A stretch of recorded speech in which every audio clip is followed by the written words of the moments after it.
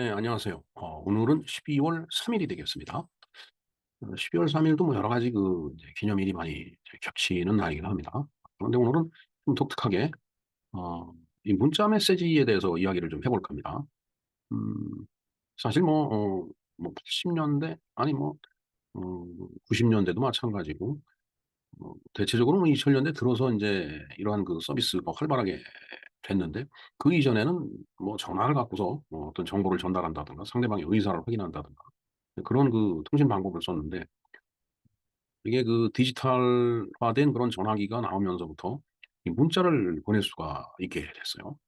그러니까 이제 통화를 하지 않고서도 내 생각과 내 하고 싶은 말을 갖다가 문자로 이제 보낼 수 있는 거죠. 음 근데 이제 문자를 뭐 밑도 끝도 없이 마냥 보낼 수는 없죠. 물론 지금은 그런 서비스가 다 가능합니다. 근데 초창기에 처음에 문자 서비스를 시작했을 때는 대량, 그러니까 큰 크기의 어떤 그 문자 메시지를 보내기가 어렵기 때문에 그때는 이제 단문 메시지를 이제 보냈죠. SMS라고 줄여서 얘기하는데 쇼트 메시지 서비스라고 해서 인제 뭐 한 70 바이트나 80 바이트, 또 조금 뭐 많으면 90 바이트 정도, 이렇게 해 갖고서 인제 문자를 보내는 그런 서비스를 인제 처음 개시하게 됐는데, 그게 바로 인제 온리다라는 그런 얘기가 되겠습니다. 음 이 문자 서비스는 이제 또 대량 통신을 할 수가 있죠. 특히 이제 컴퓨터 같은 거를 이용해서 웹 문서로 그냥 쫙 그냥 뿌려댈 수 있는 그런 이제 장점이 있습니다. 물론 인제 처음 그 단문 메시지 서비스가 됐을 때는 상당히 인제 초기적이고, 그다음에 그냥 뭐 원시적이라고 할까요? 그리고 아주 간단한 그런 내용이었지만, 지금은 뭐 그림도 보낼 수 있고 뭐 별의별 그 각종 서비스를 다 인제 할 수가 있는 그런 시대가 됐습니다. 물론 인제 디지털화가 된 세상이기 때문에 인제 그게 가능하죠. 물론 디지털화가 됐다라는 게 꼭 좋은 것만 아닙니다. 그걸로 인해서 또 인제 파생되는 여러 가지 그 문제들이 있는데, 어찌 됐든 그건 차치하고, 문자 서비스를 처음 보내기 시작한 날이 바로 오늘인데, 그 문자를 보낸다는 것이 어떤 그 의미를 갖고 있는 것인지, 또 어떤 방식으로 보내는 건지, 또 어떤 종류가 있는지, 그런 내용에 대해서 한번 알아보는 시간을 갖도록 하겠습니다. 네, 김용로 TV의 날짜 이야기 12월 3일 이야기를 시작하겠습니다. 자, 오늘은 뭐 지난해에도 그 말씀을 드렸지만은 이제 한글 학회가 인제 창립이 된 날이죠. 그다음에 인제 소비자의 날이면서도 세계 장애인의 날이 되겠습니다. 그래서 그 지난해에 방송했던 그 영상의 썸네일을 이렇게 띄워 놨거든요. 제가 이것을 링크를 걸어 드릴 테니까 나중에 참조를 해 주시기 바랍니다. 자, 그리고 인제 오늘 뭐 무슨 일이 또 있었나 보니까, 우리가 요즘 뭐 전화기를 이용해서 문자를 많이 이제 보내고 또 이제 받고 그러죠. 그래서 음 이것이 그 전화기가 인제 디지털화되면서 어 문자를 이제 문자라는 기능이 인제 생겼는데, 그것을 처음 인제 서비스한 날이 바로 오늘이 되겠습니다. 근데 그런 의미에서 인제 그 이 문자 서비스가 도대체 인제 어떤 내용인지 한번 살펴보도록. 네, 이 서비스가 인제 처음 시작된 그 때가 1992 년입니다. 1992년 12월 3일 날 처음 인제 문자 서비스라는 것이 이제 시작이 된 거죠. 예. 물론 그때 당시만 하더라도 상당히 초창기였고, 뭔가 문자 보내는 기능이 인제 좀 레벨이 떨어졌었겠지만, 지금은 상당히 인제 고급화돼 있죠. 그냥 고도화돼 있고 다양화돼 있고. 자, 그런 내용을 한번 살펴보도록 하겠습니다.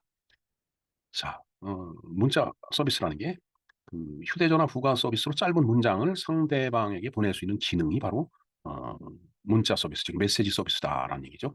그래서 초창기에는 이제 단문만 보냈어요. 장문을 인제 보내는 것이 인제 쉽지는 않았죠. 왜냐하면 메모리도 많이 들어가지만은 뭐 그림을 보낸다든가 뭐 이런 것들이 이제 초창기에는 좀 어려웠었죠. 왜냐하면 그 폴더폰 조그만 그 화면에서 인제 그런 것들을 구현하기가 사실은 적합하지 않았던 거예요. 지금은 인제 스마트폰이라고 해서 어 내가 작성할 수 있을 만큼의 길이로 인제 문자를 갖다 인제 그 문장을 갖다 구성할 수가 있죠. 자, 그래서 처음에 SMS라고 했어요. 쇼트 메시지 서비스. 그러니까 단문 메시지 서비스다라는 얘기죠. 자, 일단 SMS의 정의는 그렇고, 뭐 그거에 관계없이 문자 메시지의 그 종류를 한번 보도록 하겠습니다. 우리나라에서는 문자 서비스를 이용하여 보내는 문장을 문자 메시지라고 줄여서 말하고 또 문자라고도 얘기하죠. 예. 문자 메시지, 야, 문자 메시지 보내. 이러려면 좀 말이 길죠. 그러니까, 문자로 보내. 이렇게 이제 얘기를 한다는 얘기입니다. 단문 메시지 서비스의 종류, 물론 통신사하고 그다음에 그 통신사를 관할하는 국가 정책에 따라서 이제 차이가 좀 있을 수 있습니다. 뭐 일반적으로 일반 SMS, 아주 일반적인 거죠. 호출용, 뭐 이렇게 부를 때. 그다음에 롱 SMS, 조금 이제 긴 거죠. 그다음에 웹 푸시 SMS, 이게 본문 내용의 URL, 그러니까 어드레스 영상 어드레스로 링크 영상뿐만 아니라 뭐 그 URL을 갖다 이제 포함시켜 갖고서 상대방한테 그 이제 보낼 수 있는 이제 그런 기능이 바로 웹 푸시 SMS라고 명명이 돼 있네요. 사실 뭐 저런 그 전문적인 용어야 뭐 우리가 굳이 할 필요는 없는데 하여튼 그러한 기능을 갖다 지칭하는 것이 되겠습니다. 자, 서비스 캐시를 볼까요? 단문 메시지를 보내는 기능은 휴대전화에 추가하는 일은 1980년대 초에 시작이 됐다라고 되어 있네요. 이게 이제 저 때는 아주 그 이제 원시적인 그런 형태였기 때문에 이걸 문자 메시지라고 얘기하기는 좀 어렵죠. 뭐 숫자 하나 보낸다든가 아니면 뭐 그런 정도 뭐 아주 그 이제 저급이라는 게 이제 후지다라는 게 아니고 누가 요새 뭐 후진 정치 뭐 이런 얘기를 했는데 후지다라는 게 아니고 기능이 그냥 초보적인 기능이다라는 얘기죠. 자, 나라별 현황을 보겠습니다. 우리나라의 경우에 휴대전화의 경우 기간통신망 사업자에서는 한 건당 일정 금액을 과금을 한다.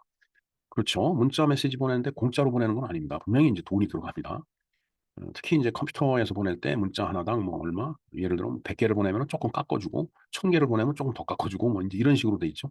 어찌 됐든 그건 건당 일정 금액을 과금을 해서 그 서비스를 받고서 이제 문자 송신 서비스를 해준다는 얘기죠.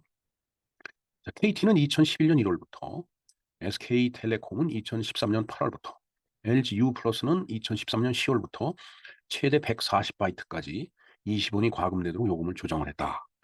예, 뭐 그런 그 과정이 있었나 봅니다. 저는 잘 모르겠어요. 하여튼 뭐 많이 보낸다고 요금을 많이 받은 것도 곤란하죠. 예. 자, 최대 140바이트. 근데 한글 70자라고 그랬죠. 자, 한글을 보내려면은 한글 한자가 메모리 2바이트, 2바이트가 필요합니다. 그래서 최대 140바이트가 필요한 거예요. 근데 이제 영어 알파벳은 한 바이트면 돼요. 네. 이제 그래서 이제 제가 그 지지난해 한글날 이게 한글은 그 메모리를 많이 잡아먹는 아주 그 불편한 그 언어다. 뭐 이렇게 그 옛날에 그 비판했다는 한 사람이 있었다는 얘기를 한 적이 있었는데 지금 생각해 보면 한글같이 편안한 게 없습니다. 사실은. 그러니까 참 이게 흥망성쇠라는 게 알 수 없는 겁니다. 지금 내가 잘 나간다고 교만해서는 안 돼요. 또 지금 힘들다고 또 자포자기해서도 안 된다라고 봅니다. 예, 조금 얘기가 빗나갔는데. 자, 그다음에 MMS를 전송하더라도 해당 메시지 길이가 70자 이내라면 요금은 단문 문자 메시지와 같은 20원이 과금이 된다. MMS라는 건 이제 멀티 메시지 서비스겠죠. 예. 자, 지금 저 금액이 그 이후에 또 변동이 됐는지 모르겠습니다. 제가 뭐 확인할 방법도 없고 눈으로 보이는 것도 아니고. 자, 어찌됐든 과금, 즉 요금을 내야지 문자 서비스를 받을 수 있다는 얘기죠. 자, 그다음 미국을 볼까요? 자, 미국 휴대전화의 경우 단문 문자 메시지는 최대 140바이트까지 한 번에 보낼 수 있다.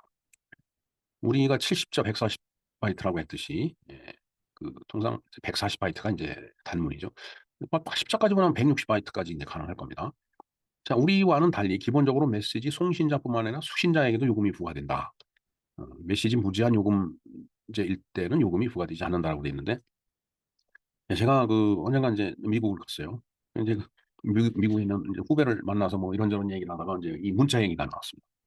이게 그냥 어 문자 우리는 그냥 뭐 보내는 사람 받는 사람은 그 요금을 안 내니까 보내는 사람이 내는 거니까. 근데 미국은 받는 사람도 낸다라고 그래 갖고 문자를 마구 보내지 말라라고 돼 있습니다.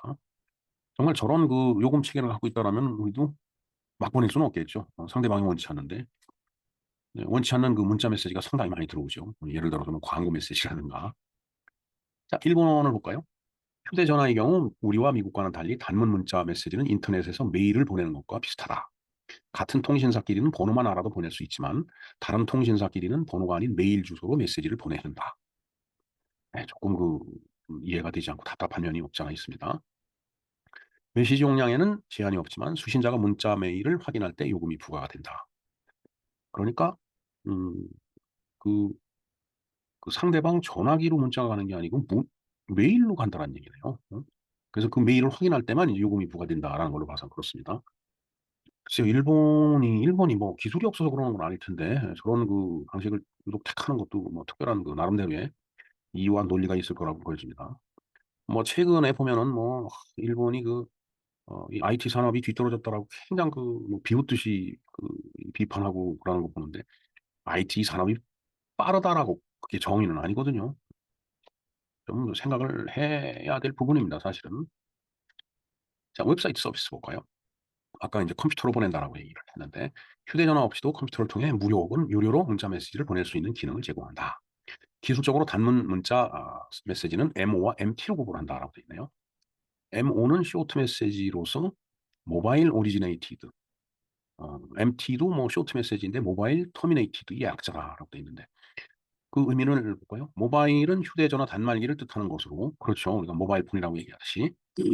MO는 단말기로부터 발생한 메시지, 즉 보내는 사람을 얘기하는 거고, MT는 단말기에 종착되는 메시지니까 받는 사람을 얘기하는 거다라고 되어 있습니다. 뭐 그렇게 구분한다고 그러지만은 뭐 저런 용어를 우리가 머릿속에 넣고 있을 필요는 없죠. 자, 지금 트렌드를 한번 볼까요? 어, 단문 메시지. 뭐 70바이트라고 했지만은 어느 때부터 한 10바이트가 늘어난 80바이트를 이렇게 서비스를 해주더라고요. 그 단문 어, 서비스가 MMS, 멀티 그 문자 서비스로 변경이 되더니 요즘은 이제 스마트폰을 쓰면서 카톡, 밴드, 뭐 위챗은 이게 중국 것으로 알고 있습니다. 많이 이렇게 발전을 했죠. 예. 그리고 플랫폼이 또 있어요. X. 옛날 그 트위터가 지금은 X로 돼 있죠. 뭐 페이스북도 있고, 뭐 하여튼 여러 가지 다양한 그 기능들이 뭐 문자 서비스를 떠나서 이 플랫폼이라고 해서 뭐 자기 글도 마음대로 올릴 수 있고, 이 따라서 남의 소식도 바로바로 이제 접할 수 있고, 다른 사람들의 생각도 엿볼 수 있고 하는 이제 그러한 그 기능들을 가진 플랫폼이 지금 많이 있죠. 네. 자, 그러면은 이제 문자를 입력을 해야 될 텐데 어떤 식으로 입력을 하느냐 이거. 오늘이 아까도 말씀드렸지만 한글학회 창립이래요. 우리가 이 IT 산업에 아주 진짜 적합한 그런 언어를 갖고 있다라는 거. 이건 세종대왕 집현전 학자들에게 정말 감사를 해야 될 일입니다. 조금 이따 얘기를 하겠지만은 이 한자 같은 거 정말 보내기 어렵겠죠. 네. 자, 휴대전화 문자 입력 방법을 볼까요? 한글에는 뭐 김민경 한글이 있고 나라글 자판이 있고 배가 한글이 있고 천지인이 있고 천지인 플러스가 있습니다. 글쎄요. 하나하나 구체적으로 설명드리긴 굉장히 어려운데 저도 잘 모르기 때문에. 근데 이제 이 춘진을 이제 우리가 이제 많이 쓰고 있죠. 예.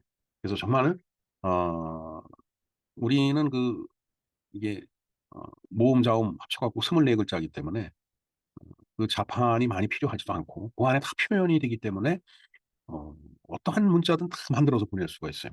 그래서 세종대왕하고 집현전 학자들한테 감사를 드려야 된다라고 제가 말씀을 드린 겁니다.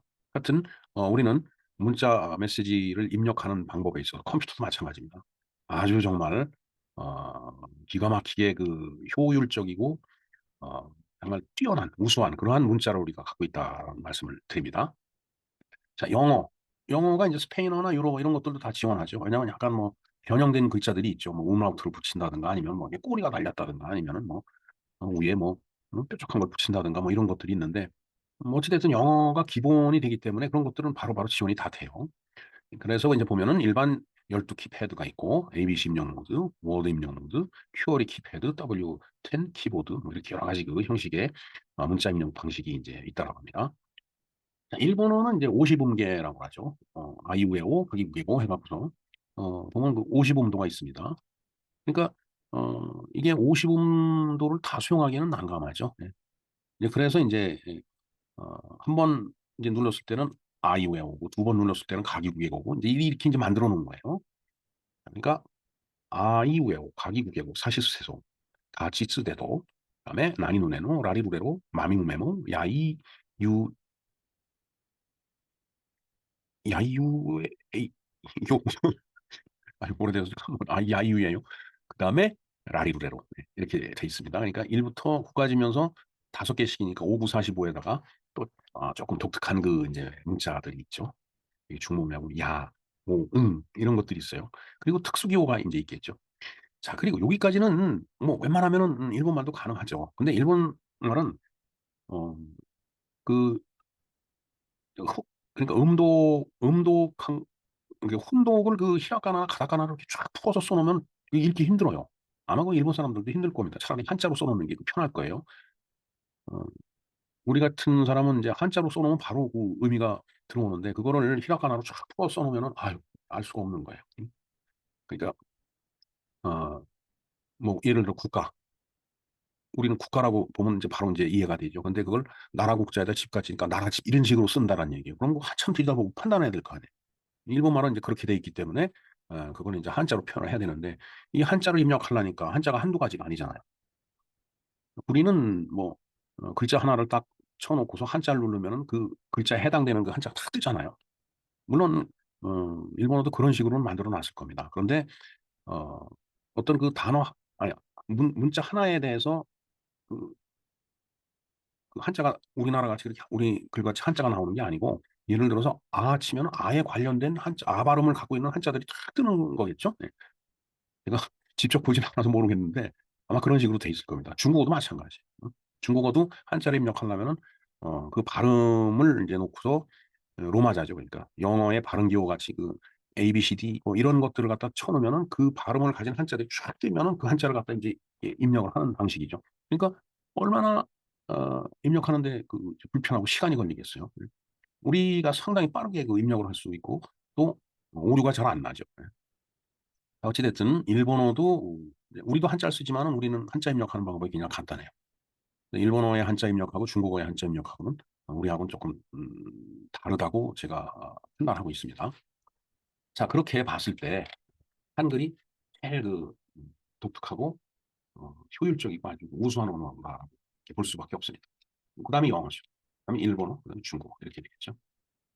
자, 참고 자료로 휴대전화 문자 입력 방식에 대해서 이 방식이 나와 있는데 이걸 제가 링크를 걸어 드리겠습니다. 한번 들어가서 참조하시면 될 것 같습니다.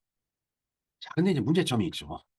예, 예, 예. 이 문자가 이제 어, 이제 덜러덩덜러덩 들어오니까 문제요. 첫 번째 볼까요? 전자우편의 스팸 메일과 비슷하게 임의로 만든 전화번호, 스팸 메일 등을 대량으로 보내는 업체들이 많이 있다. 예, 그러니까 이게 받는 사람도 돈을 내야 된다라는 얘기가 있을 수 있는 거죠. 그 부분 미국이 이제 받는 사람도 돈을 내는 게 현명한 것 같아요. 자, 그다음에 사기 보이스 피싱이 일어나고 있죠. 이거 또 이걸 또 피하려고 하다 보니까 참 요즘은 그 내 전화기에 등록되지 않은 번호에서 전화가 오면은 전화를 받지 않는 그런 경향이 있습니다. 그리고 이제 밤낮 없이 메시지를 발송하는 경우가 있죠. 그러니까 이제 야간에는 올리지 말라고 또 불만을 또 털어놓는 사람들이 있습니다. 그래서 그 무음으로 해놓으면 될 텐데 왜 그러는지 모르겠어요. 내 전화기를 제대로 다룰지 모른다. 설정하는 톱니바퀴 내의 그 내용을 잘 모른다. 이 얘기를 하는 거랑 똑같이 저는 들립니다. 자, 그다음에 이제 이 단체 카톡에 보면 일방적으로 불러놓죠. 예? 내가 불러달라고 한 것도 아닌데 뭐 어디서 전화번호를 알았는지. 그리고 나서 이제 자기네들이 그 집단에 룰을 갖다 만들어 놓고 그걸 지키라고 그러죠. 난 굉장히 어처구니 없다고 보여집니다. 자, 그다음에 사생결단하듯이 전쟁 같은 전투를 벌이는 집단이 있습니다. 이제 종교와 이념이 이제 바로 이거죠. 예? 그리고 보면은 쉴 새 없이 자기 자랑을 늘어놓는 사람이 있어요. 자기의 미모, 아니면 멋있는 얼굴, 그다음에 뭐 운동하는 모습이라든가, 그다음에 뭐 자식 자랑도 늘어놓고, 마누라 자랑도 늘어놓고, 뭐, 내가 뭐 이렇게 많이 알고 있다고 현악을 하는 경우도 있고, 하여튼, 그것도 문제예요. 네.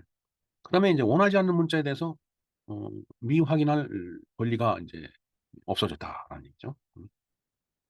원하지 않는 문자가 이렇게 들어왔는데, 어, 그 보내는 뭐 엄청 그 이제 막 쏟아져 들어오는데 그걸 어떻게 할 수가 없는 거예요. 예? 이게 미확인이 아니라 확인할 권리가 없어진 거라고 봐야 될 것 같습니다. 제가 오타를 낸 것 같은데. 하여튼 그리고 기타 등등 여러 가지 그 문제들이 많이 있죠. 그러다 보니까 이 문제점 때문에 휴대전화를 들고서 이제 화가 나는 거죠. 이게 집어 던져서 다 깨트리고 그러는 사람도 있겠죠. 화가 나서 성질이 급하면은. 네. 네, 오늘 이 SMS 쇼트 메시지 서비스가 처음 실시된 1992년이라고 말씀드렸습니다. 이제 그 날이 되는데, 하여튼 그 날을 맞이해갖고 우리는 또 소비자의 날이기도 하고 세계 장애인의 날이기도 합니다. 또 문자 서비스를 얘기하다 보니까 또 우리가 한글을 우수하게 이제 사용하고 있다라고 얘기를 했는데 그 한글을 지키는 한글 학회가 또 창립이 된 날이 바로 오늘이다라는 것이 어떻게 보면 우연 같으면서도 필연적인 것 같은 그런 관계라고 보여집니다. 예, 하여튼 문자 서비스에 대해서 여러 가지 사항들을 소소한 것들을 알아봤습니다. 김영로 TV의 날짜 이야기였습니다. 감사합니다.